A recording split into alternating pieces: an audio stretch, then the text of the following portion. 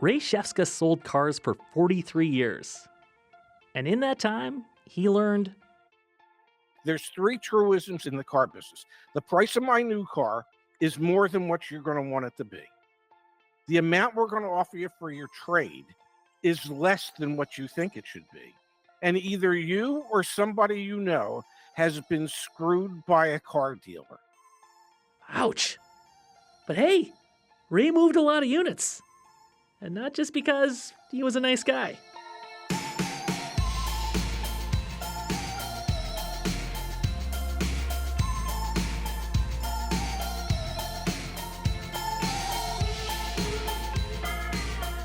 Hi, I'm Paul Haberstrood. Today on The Cost of Living, the art of the sale. And the ways they use the oldest tricks in the book to get us to buy. Like the forever sale. You know, when stuff is 80% off. Hey, great, what a deal! But if everything is always 80% off, is it really ever on sale? Or how about what you hear? Is that music playing in the store really just there for your listening pleasure? Up first, the hard sell.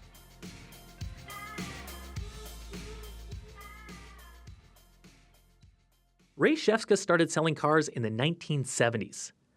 Back then, he was trained to be, well, let's be generous and call it pushy. You were taught to never let the customer leave. You were taught to keep them there at all costs. The longer they're there, the greater the likelihood they'll wear down and finally say yes. How did he keep a customer in the showroom? He couldn't exactly handcuff them to the desk, but you verbally handcuff them to the desk. Okay, let me just check with my manager one more time, okay? So if I understand this correctly, if we can get to this number, you're taking let me check with my boss just one more time. And then what happens in the automobile industry, it's what's known as a TO, a turnover. So if the salesperson can't close the customer, they turn them over to someone else. And then when the customer still says no, well, then the manager will say, well, give me one more minute. And then the next thing you know, maybe the general manager's coming out there, but the turnover, the TOs will continue until you wear the customer down. In the car business, Ray says you're taught that time equals commitment. If a customer talks to you for 3 hours, takes a test drive, they'll be more likely to sign on the dotted line. Surveys that manufacturers do, the thing that customers complain about the most is the amount of time it takes to make a car deal. Well, the amount of time it takes is because that's the way the dealership wants it, because that'll wear the people down. So it still goes on today.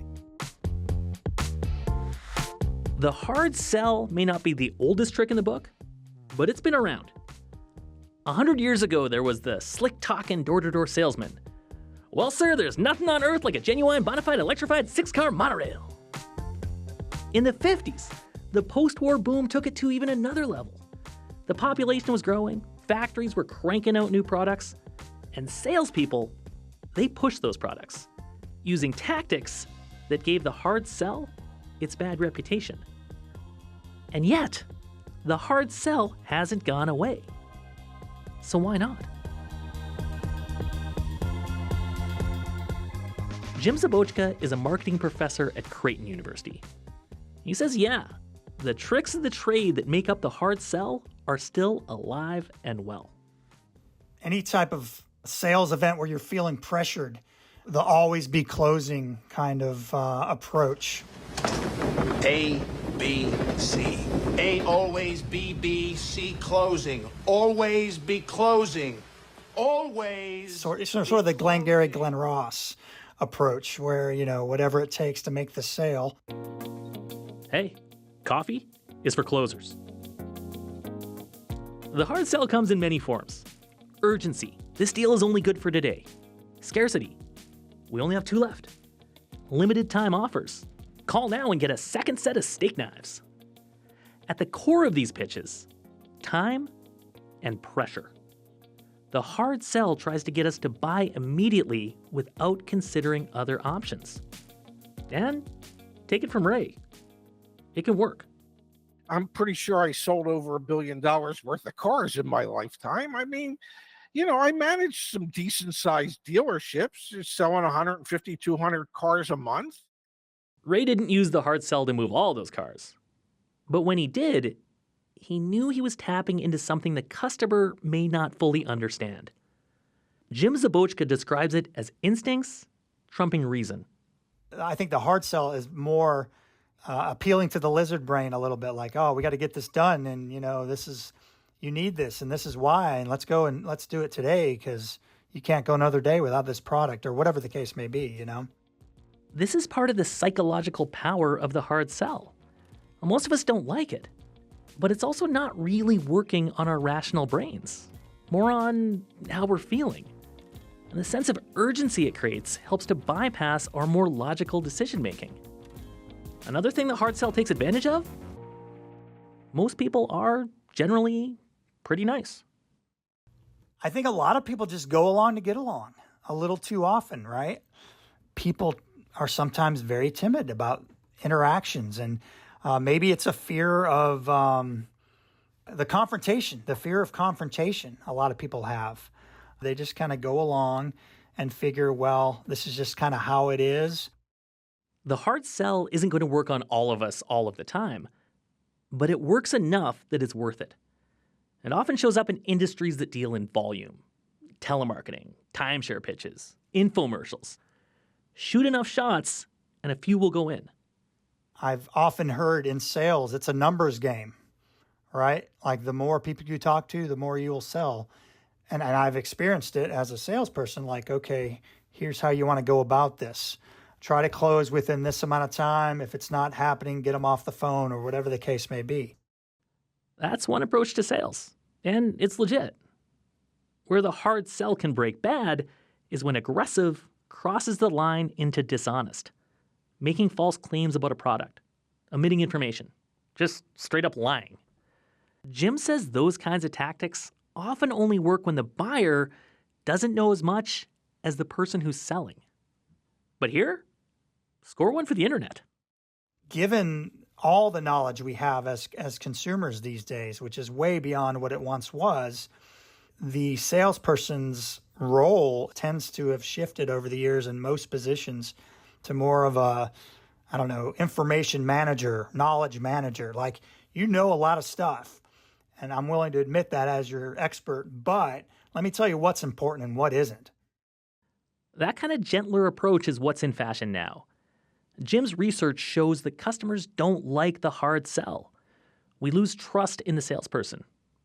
Yeah, sure, they might make the sale, but we probably won't go back to them. The hard sell doesn't do relationships. Ray Shefska realized years ago that it wasn't for him. He didn't want to sell one person one car. He wanted to sell them a car and their kids a car. It shouldn't be contentious. It shouldn't be a battle of wits and will. It shouldn't be who won. It should be nobody wins. Everybody's happy. I sold a car, you bought a car, you got treated fairly, I made a fair profit. Let's all move on with life. That's a much softer sell. But if you want to hear more about the hard sell, just let me check with my manager. We've got some cost of living bugs in the back. I think we can, hold on, just let me ask, just stay here. Don't change the dial. I'll be right back.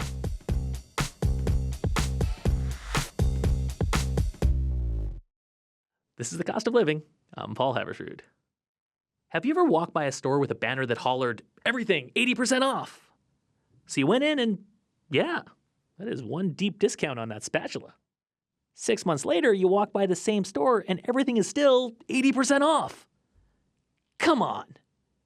If everything is always on sale, is it really a sale? Darian Kovacs is a child of the 80s, so he remembers what it was like to wait for stuff to go on sale. Black Friday used to be an actual thing. Boxing Day used to be a thing. We used to wake up early on Boxing Day and go down to A&B Sound to get those limited quantity of flat screen TVs that were available. Darian runs Jelly Marketing in Langley, BC. He says we're not lining up outside electronics stores anymore. We're shopping in our PJs, popping Cheetos, and letting the sales come to us. Yeah, and there isn't a website you can't go to where you can get 10% off by signing up to their email. And so because of 24/7 shopping, it's become the need and the desire for consumers to have 24/7 sales. And retailers are happy to comply. Sales are a powerful way to move product. But just because something is on sale doesn't mean you're getting a great bargain. Steve Santisi is an advertising and competition lawyer in Toronto. One could argue, I think very reasonably, that a sale could be a cent, a dollar, as long as there has been a discount. The store doesn't have to tell you what the old price was. It can just say, hey, these knives are on sale. One day and one day only. Another slick move retailers use? Beat the clock and get up to $1,500 off. Creating a sense of urgency. And 15% off everything else. These amazing offers end Monday. But if those offers don't end Monday, a company could land in hot water. Last fall, the Canadian furniture chain Dufresne was fined $3.25 million for offering the same promotion over and over. In other words, its limited time offer wasn't really limited. I have clients that have received warning letters from the Competition Bureau saying, we're watching you, we're monitoring your so-called sale prices, you better tidy this up. Steve Santisi says cracking down on false and misleading sale claims is a top priority for the Competition Bureau. Over the last 2 decades, it's brought challenges against the Bay, Sears, Amazon. But Steve says it can't catch them all. Generally speaking, the Bureau does not often go after the small players because they have limited resources and budgets, so they tend to pursue these kinds of issues with the larger retailers and in some particular sectors, particularly furniture and appliances. Darian Kovacs says the only way to know if a sale is truly a sale is to do your homework. If you really want a new set of pots and pans, track the price over time. Yeah, I can tell you what I do myself. I actually put some items in my bookmark of things I want to get. I watch it for a while, like sometimes almost, 30 to 45 days. Maybe you'll save money and earn some bragging rights. I think there is a social part of all of us that wants to go out and tell people, hey, I got this shirt 50% off. It used to be 40, now it's 20. Because that's the way to win at life. You can win at life by getting that sale. For The Cost of Living, I'm Danielle Nerman. Oh, what's that? You like my shoes? I got them on sale.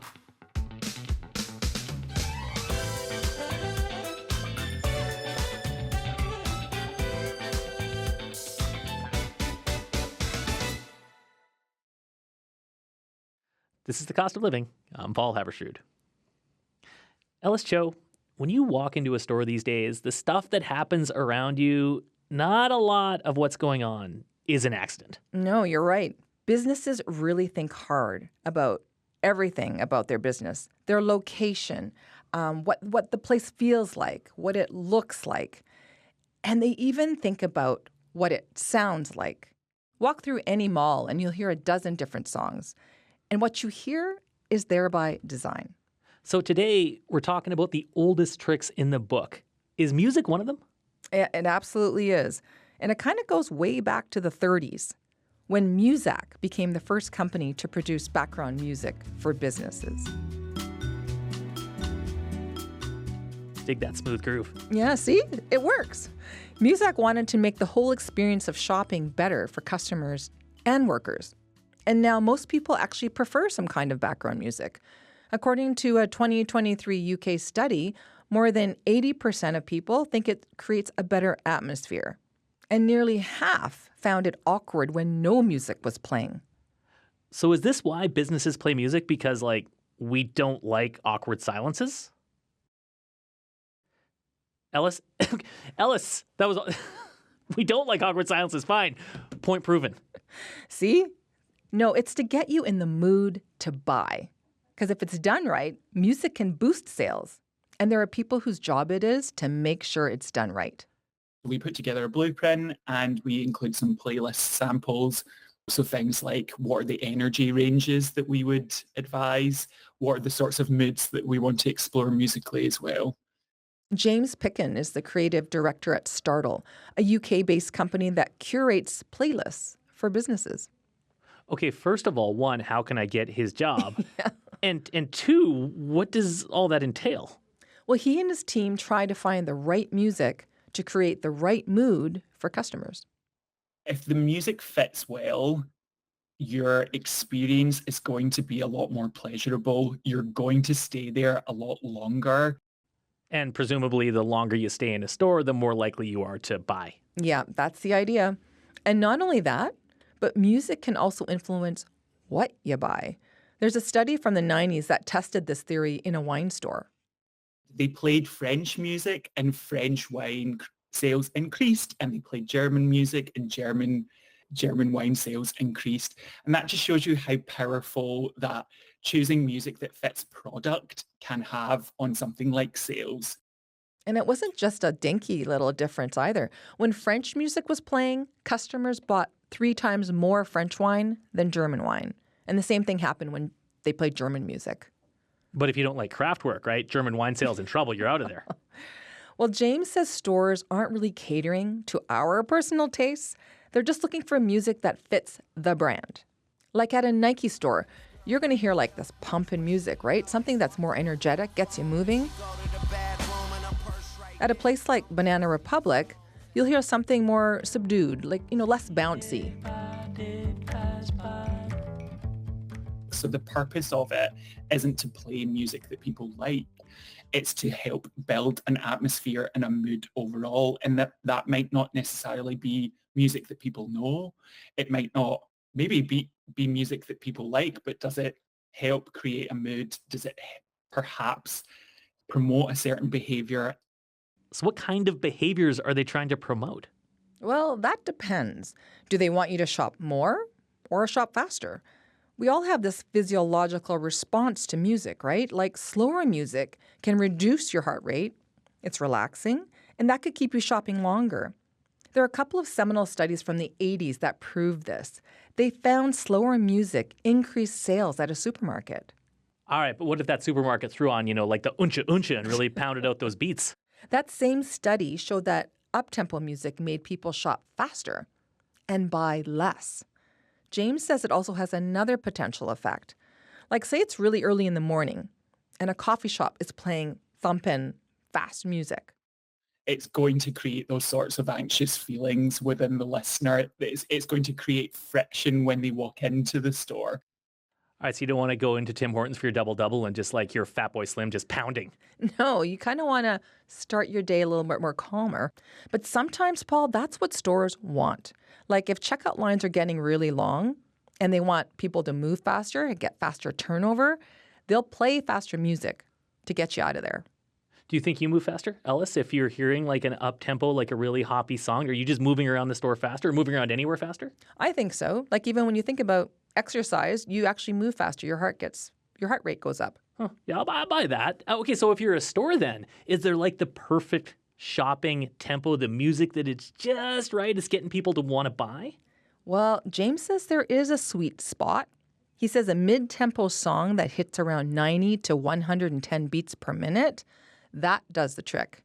And he thinks there's one band that fits that groove.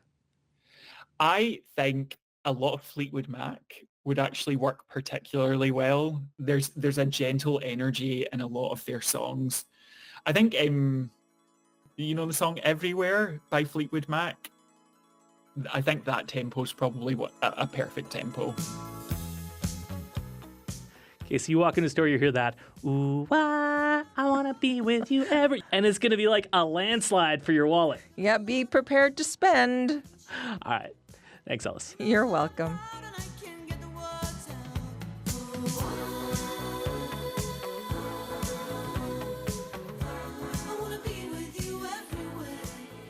On your radio and by podcast, this is The Cost of Living. I'm Paul Haberstrood. So the average person, we can detect 10,000 different odors. Yeah, our olfactory senses are working overtime. And retailers know what we smell can change how we feel. But can it also nudge us to buy?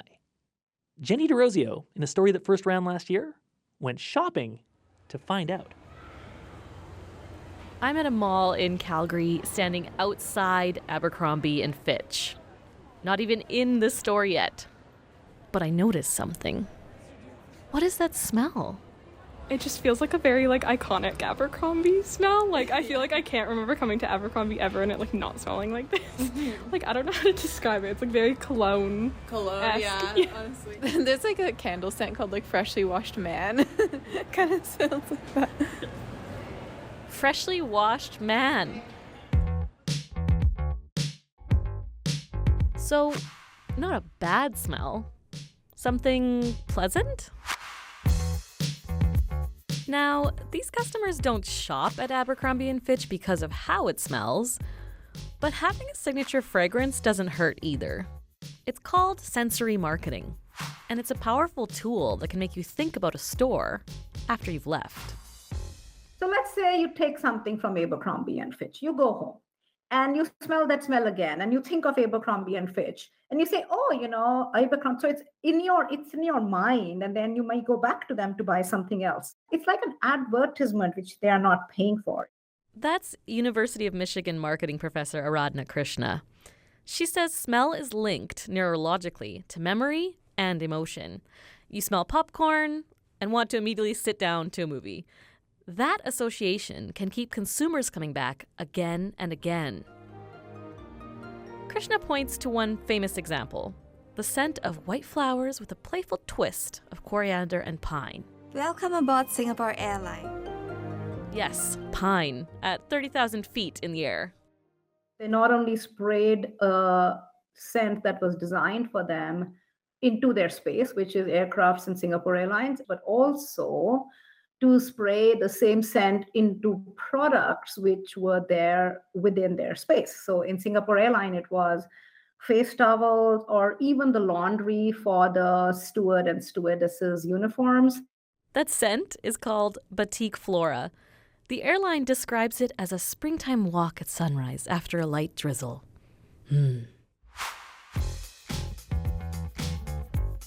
But nailing the right signature scent for your airline cabin or store isn't easy. Bath & Body Works is the most aggressive smelling store I've ever been to in my life. I hate going in there because it gives me a headache. Krishna says powerful scents can attract one customer while repelling another.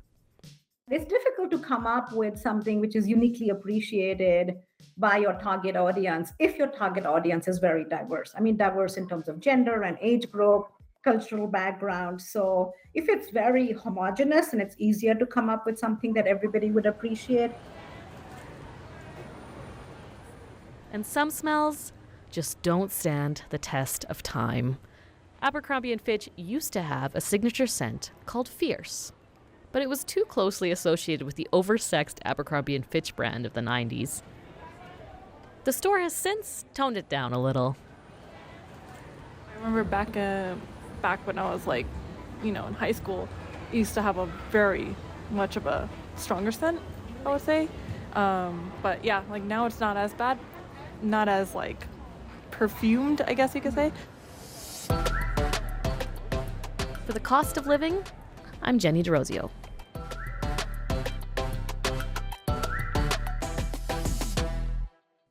Coming up next week, how do you feel about eating alone in a restaurant? These days, more people, like Kyle Prescott, are doing it. I dine alone probably, at this point, maybe about once a week. If I had to choose between going with friends, family, or myself, I would choose myself. My family, my sister, friends who are now getting into families, it's very hard to bring everyone together. Meanwhile, I literally can pick up and say, I would like to have a 6 p.m. dinner today, or I want to have a 10 p.m. dinner today. Restaurants are adding more tables for one because of people like Kyle. the economics of solo dining. That's next week.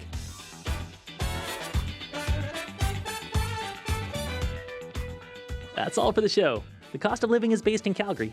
The show is produced by Daniel Nerman, Ellis Cho, and Jennifer Keene, with help from Caroline Ferris. I'm Paul Habersrud. Thanks for listening.